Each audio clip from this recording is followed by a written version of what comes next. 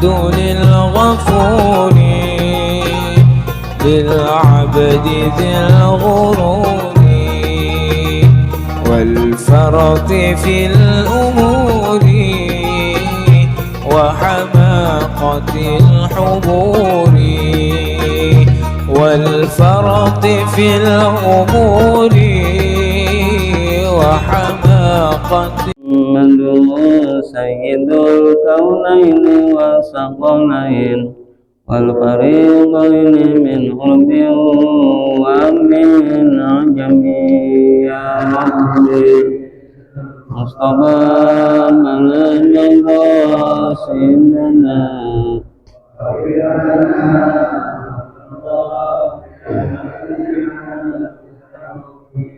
لا يعرف الله إلا الله فاعتقده ودين دينان إيمان وإشراك يا رب بالقضى من قاسمنا واغفر لنا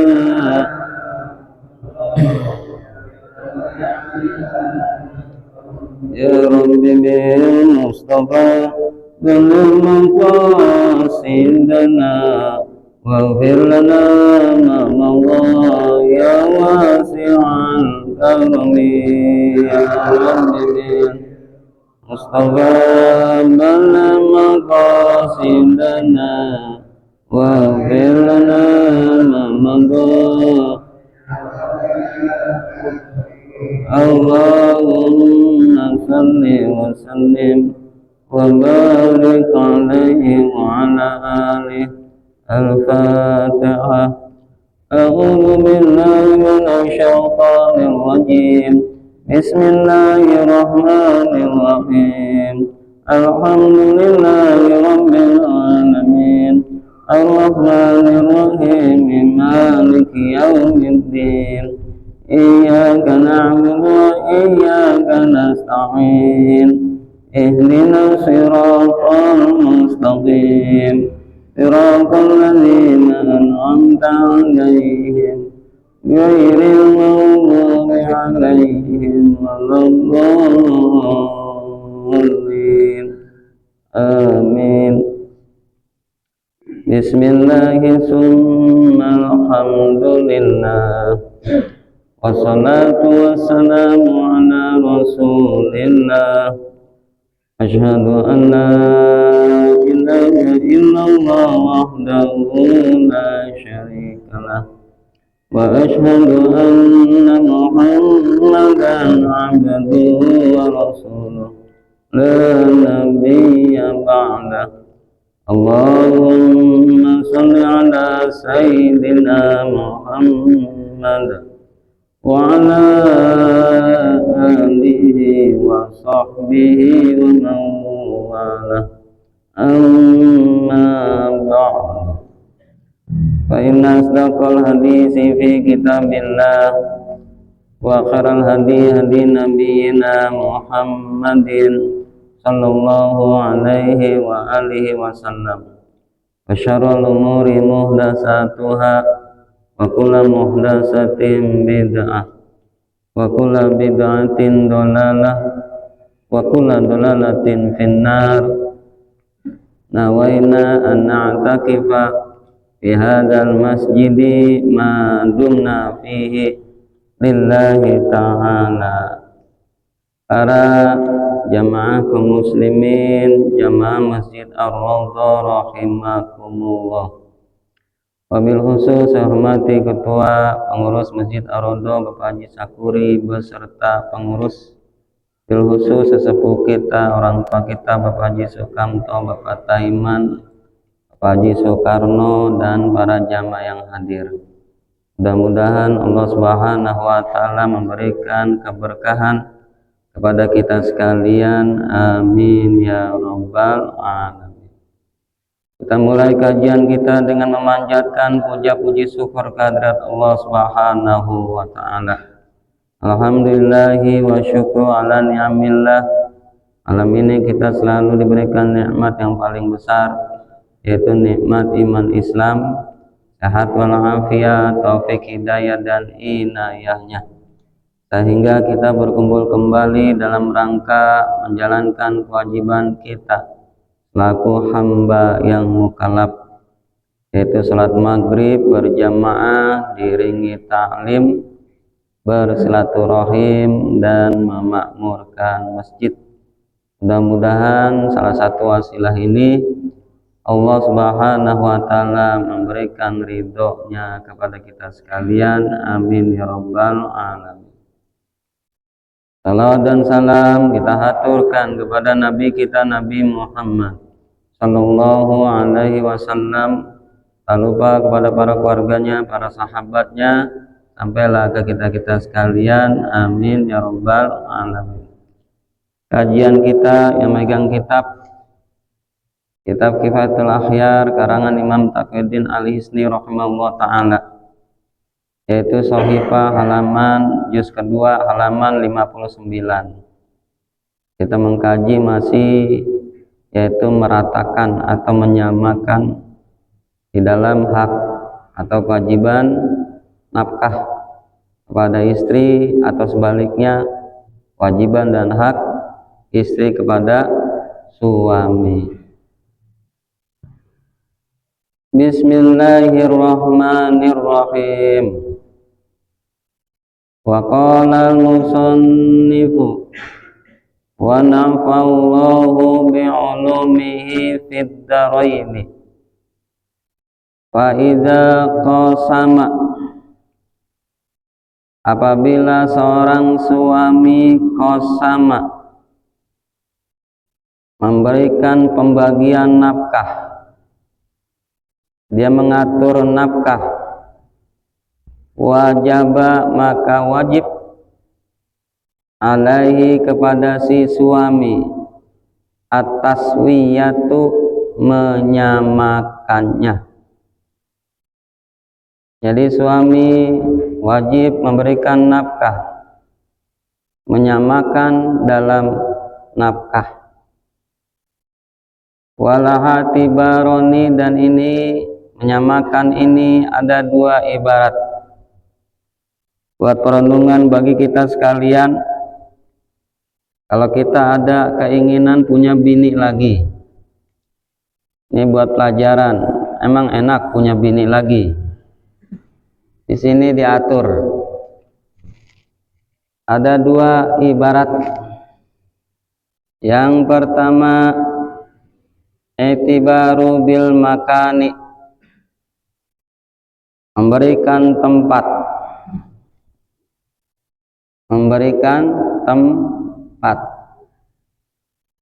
suami punya bini dua, pengen enaknya aja satu tempat. Haram mencampur istri, udah nggak nyanggupin, nekat lagi dikontrakin.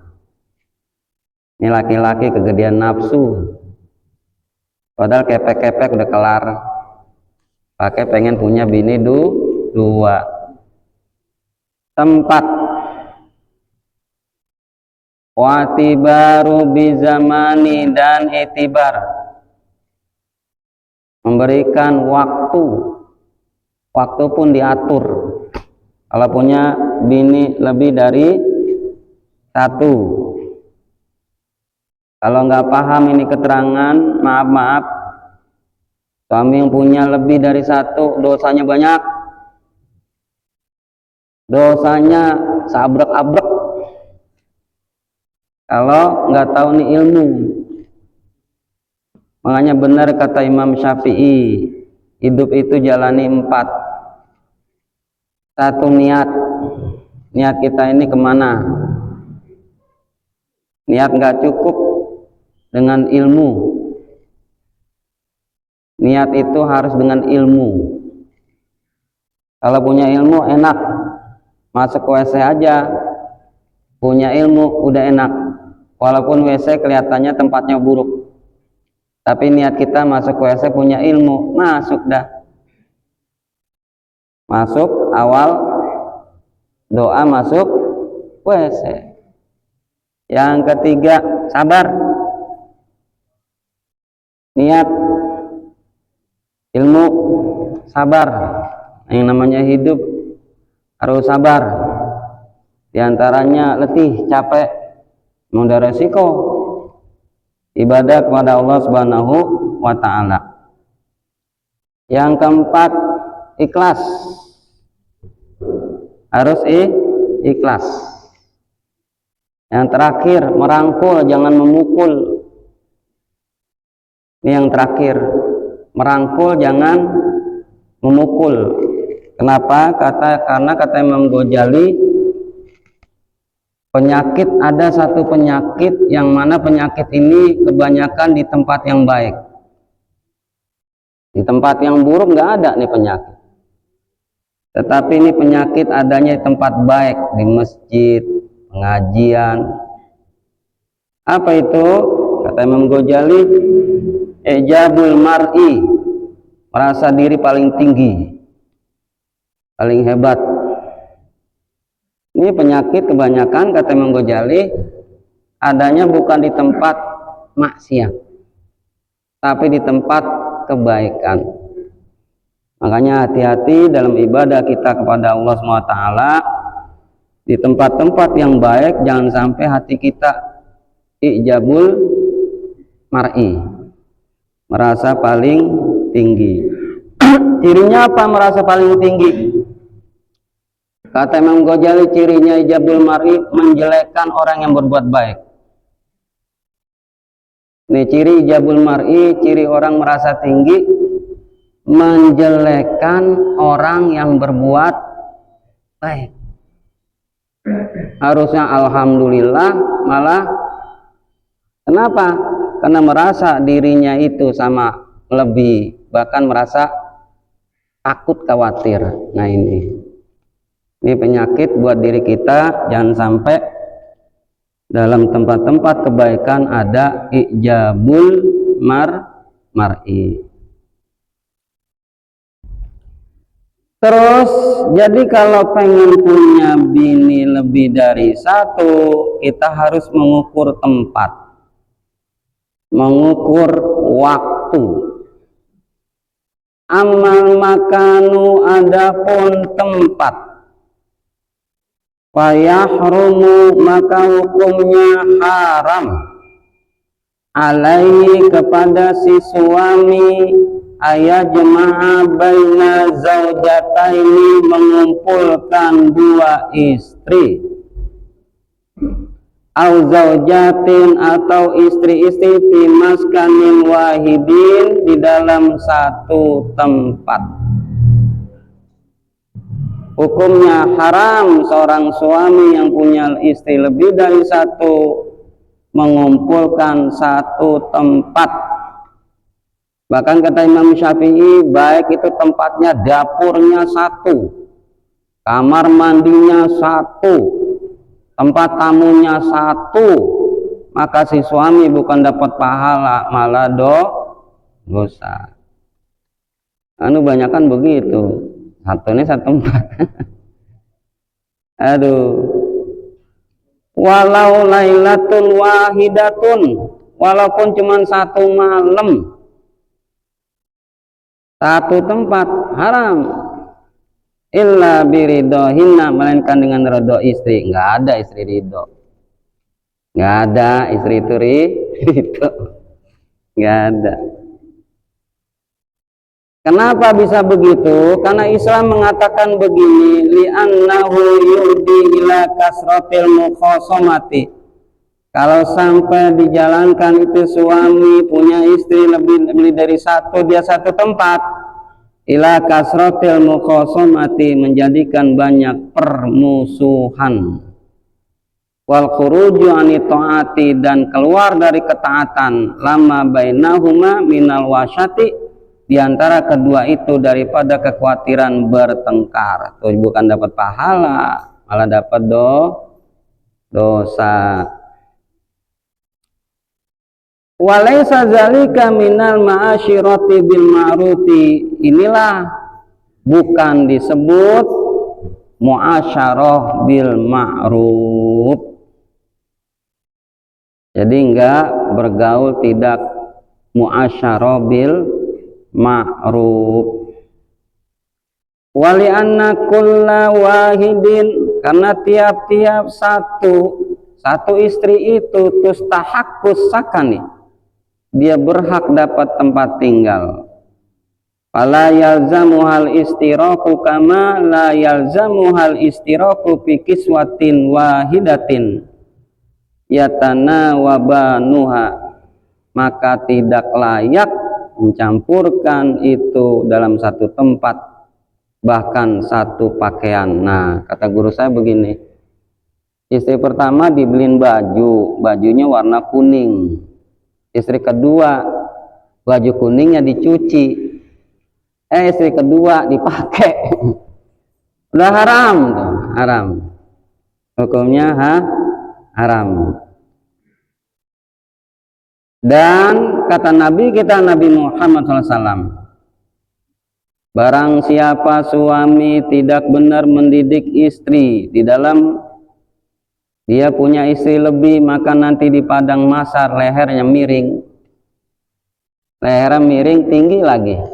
Jadi itu leher panjang, miring, dikenalin orang-orang di padang mahsyar. Wah, ini dia di dunia nih sama istri kagak bener, lehernya miring panjang.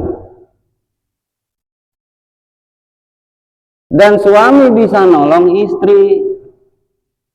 Kalau kita tahu nih istri kita kayaknya diajak sholat susah, suruh pakai jilbab susah. Anak kita juga sama, perempuan suruh pakai jilbab susah.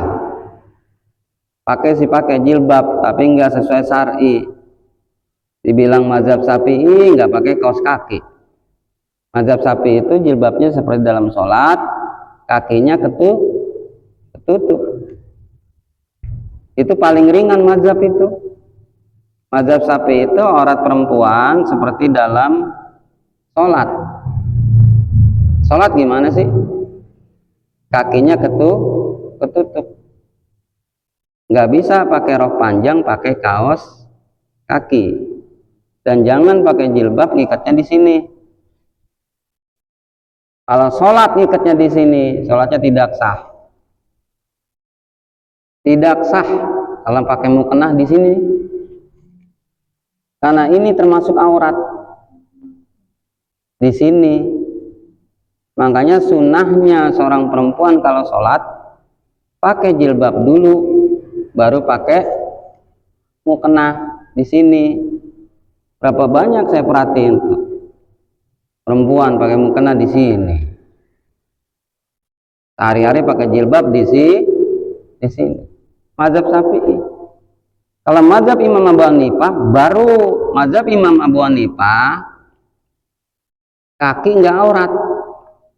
Alasannya beliau karena kaki itu dipakai jalan, dikhawatirkan memberatkan, makanya kaki enggak termasuk aurat, enggak pakai penutup atau kaos kaki. Itu mazhab Imam Abu Hanifah. Di Indonesia enggak ada.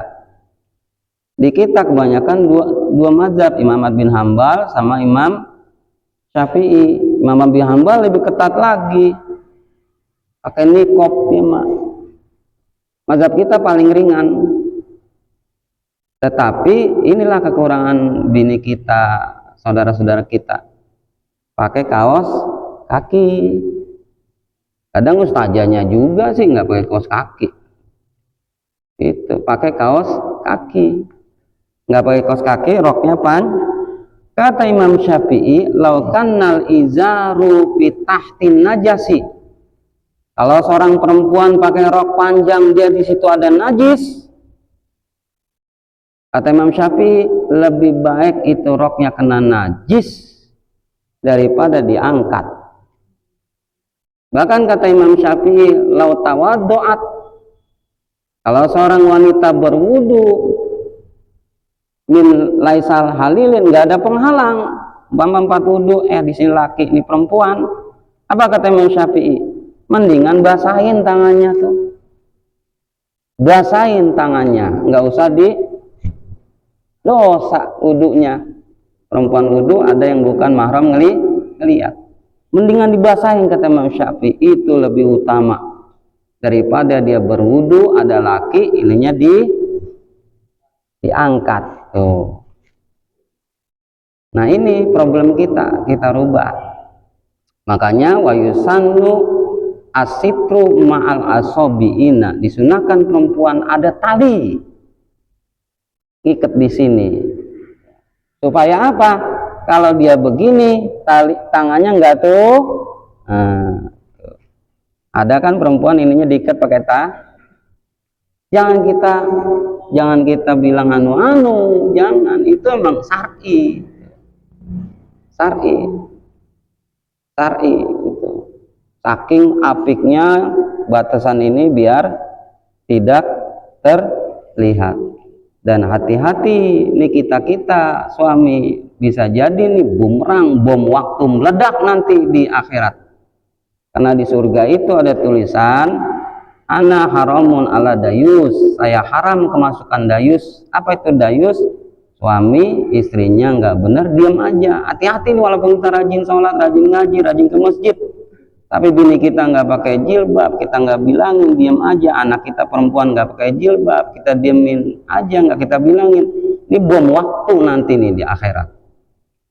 Merasa kita rajin sholat, rajin ngaji, rajin ke masjid, nggak taunya di akhirat apa kata itu keluarga? Ya Rabbana khutlana bihaqina ma jahilna ila ma'alam tanah. Ya Allah, saya minta hak kami. Dulu di dunia nggak dibilangin, nggak diajarin ngaji.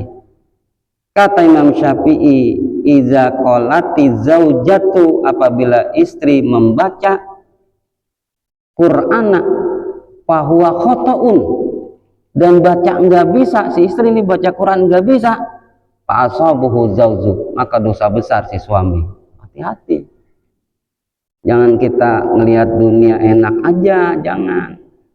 Kita lihat istri kita lagi tidur, waduh ini bumerang nanti nih, istri nggak bisa ngaji Quran, hati-hati, itu jadi bom buat kita, atau kita kena bom. Berapa banyak itu istri baca Quran masih begitu, itu jadi bumerang bagi kita. Selanjutnya dikit lagi, wahada, dan ini keterangan indati hadil marofiki, di waktu ada pemisahan. Wa illa, maka kecuali paya juzu izakana laikon bil hali, dibolehkan mencampur istri itu bil hali, ada beberapa tingkah. Kata Imam Syafi'i, pertama lihajatin. Nih di dalam hal fikih, suami itu kewajiban menemui istri adalah malam. Siang istri jangan neko-neko minta terus ketemu. Ini keterangannya nih. Kenapa? Karena siang suami nyari nafkah. Wan naharu walailu tabiulah. Suami itu siang nyari duit, nyari nafkah, bukan nemuin klonan terus itu siang. Nggak boleh. Siang itu suami nyari nafkah, walailu tabiulah, malam baru. Jadi ketetapan kewajiban suami kita kepada istri bukan siang, tapi malam. Nih istri kalau paham, jangan dikit-dikit minta ketemu siang-siang, dikit-dikit pengen ngobrol, dikit-dikit pengen, enggak. Keterangannya malam, kewajiban si suami. Ini fikihnya dapat. Lalu ulama bertanya, bagaimana kalau kerja malam kayak satpam? Ya, satpam kan jaga malam. Apalagi tuh dagang-dagang, pedagang kan ada yang malam. Ini bagaimana? Kata Imam Syafi'i, dibalikin, siang ketemu sama istri, malam ngikutin. Itu keterangannya. Kita udah paham begini, jangan dekat mulu sama istri siang-siang. Jangan. Nyari duit, nyari nafkah. Yang wajib ketemunya adalah malam. Itu fikihnya. Makanya di Al-Qur'an walailu libasa gitu. Wan nahara ma'asya. Malam itu istirahat. Siang itu nyari duit. Keterangannya seperti itu. Ya, dikit-dikit mudah-mudahan Allah SWT memberikan kepahaman bagi kita. Amin ya robbal alamin. Mungkin satu bagi yang kurang paham. Ya.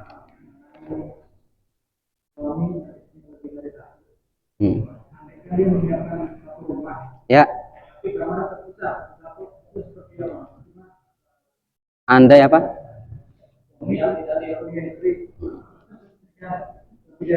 Ya. Tetap haram. Haram.